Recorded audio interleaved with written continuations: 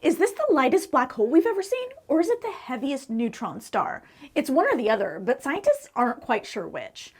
There's an object in space about 40,000 light years away in the globular cluster NGC 1851, and scientists aren't quite sure what it is.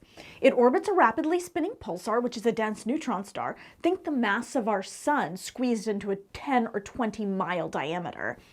And it gives off pulses of radio waves, spinning at 170 times a second. Scientists were able to use the reliability of this pulsar to determine that the object in orbit of it was in a gray area of mass, not quite massive enough to be a black hole, but too massive to be a neutron star.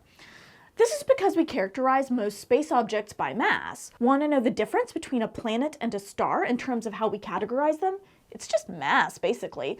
We've defined a planet as, among other things, an object that has enough mass to clear its orbit, so it's either attracted or repelled any significant objects in its path. If a planet gains enough mass to begin fusion at its core and starts fusion, it might become a star.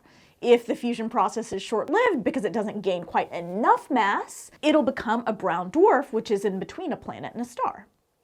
Now, the question is whether what scientists have discovered in NGC 1851 is another in-between. They made this discovery using the Meerkat telescope. A neutron star is the dense core of a dead star. Basically, all these neutrons have been crushed into a small space.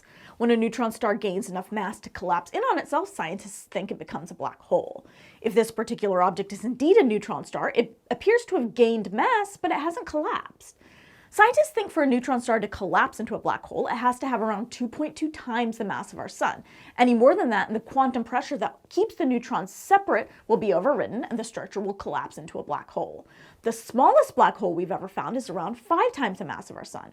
It's possible that this object is a massive neutron star. It's possible that it's a tiny black hole. The gray area in between the two is what's known as the black hole mass gap.